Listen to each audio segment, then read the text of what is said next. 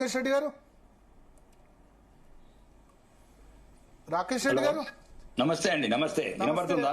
నమస్తే. రిప్లై విన్నారు కదా స్పీకర్ కు. అది 3 రంగుల కండువా, కాంగ్రెస్ కండువా కాదు, మేము బీఆర్ఎస్ కు లోనే ఉన్నాం ఇంకా అని చెప్తున్నారు. బీఆర్ఎస్ లో ఉంటే ప్లీనరీ అటెండ్ కాలేదు అంటే భరత్ గారు, తెలంగాణ సమాజమే తలదించుకుంటుంది ఈ సమాధానాలు చూసి.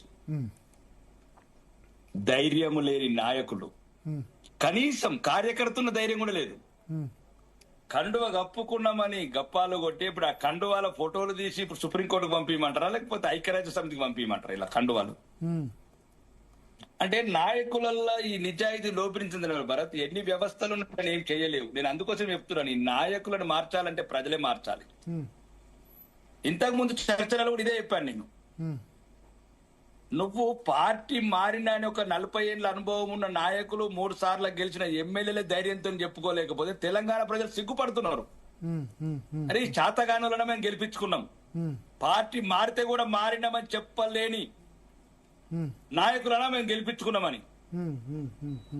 దీన్ని ఏం మాట్లాడతాం? ఇట్లా మాట్లాడిన తర్వాత నేను 3 రంగుల కండువ కప్పుకున్నా, లేకపోతే దాన్ని ఇంకా రకరకాల ఇట్లా మాట్లాడుతుంటే మన ఎవడో బస్టాండ్ దొంగతనం చేసిన పిలిచి కానిస్టేబుల్ అడిగితే, లేదు సార్ నేను ముట్టలేదు సార్, నేను పాకెట్ కొట్టేయలేదు సార్, అట్లా చూశాడు సార్ పాకెట్ ఎట్లుంటుందో అని. ఇట్లాంటి సమాధానాలు జేబు దొంగలకు, సమాజంలో ఉన్న ఈ దొంగలకి, ఈ ఎమ్మెల్యే మనకి రాజకీయ నాయకులకు తేడేంటండి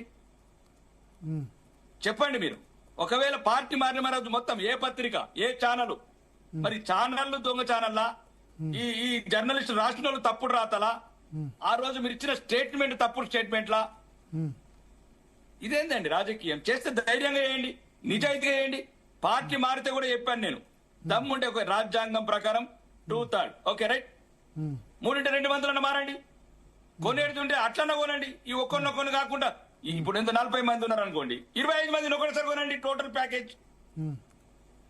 ఇప్పుడు ధైర్యం ఉంటే అది కొన్నోడన్నా కరెక్ట్ ఉండాలి, అమ్ముడు పోయినా కరెక్ట్ ఉండాలా?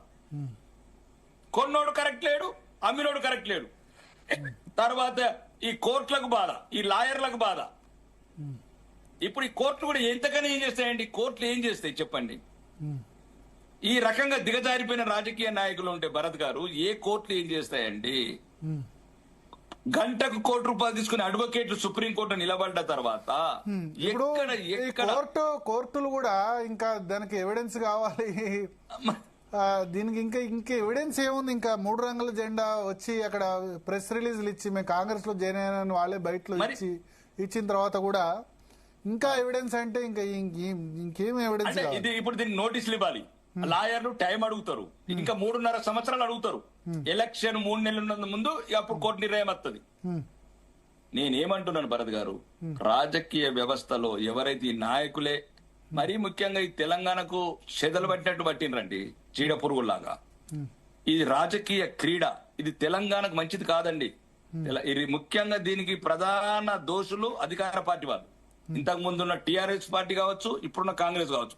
ఎందుకంటే ఇక్కడ సమస్య ఒకటి వస్తుంది భరత్ గారు, వీడు గెలవగానే వాడికి సంబంధించిన కంపెనీలు ఉంటే మూసేస్తాడు, వాడికి ఏమైనా ప్రాజెక్టులు ఉంటే మూసేస్తాడు, ఒక డబ్బు అనుకుందాం. లేదు అంటే ప్రోటోకాల్ ఉండదు, స్పెషల్ డెవలప్మెంట్ ఫండ్ అని పెట్టుకున్నారు. ఎక్కడైనా లేకున్నా సరే అట్లా ఇబ్బంది లేని వాళ్ళు కూడా జాయిన్ అయిన పరిస్థితి కనిపిస్తుంది కదా. ఒక్కడే చెప్తున్నానండి, రకరకాలుగా అవమానిస్తారు. ఇంతకు ముందు కూడా చెప్పాను భరత్ గారు, అవమానాన్ని కూడా తట్టుకోరు, కార్యకర్తలను కూడా ఇబ్బంది పెడతారు, గెలిచిన కార్యకర్తల్ని. ఇప్పుడు మా దగ్గర ఉంది, జై శ్రీరామ్ అన్నందుకు ఒక హిందూ బిడ్డని భారతీయ జనతా పార్టీ ఎమ్మెల్యే గెలిచినందుకు ఒక నిజమైన పేద హిందూకు భారతీయ జనతా పార్టీ కార్యకర్తకు ఇల్లు ఇవ్వలేదు. పేదవాడికి నీ లిమిట్స్ లోపల బీజేపీ, కాంగ్రెస్, బీఆర్ఎస్ ఏందండి? అంటే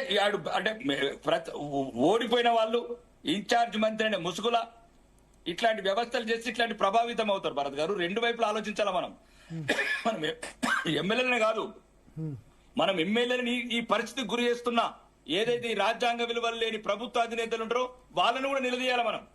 ఇప్పుడు ఈ రేవంత్ రెడ్డి గారు అన్నారు రాళ్లతో కట్టి చంపండి అన్నారు, మరి ఎవరిని కొట్టి చంపాలి ఇప్పుడు రాళ్లతో?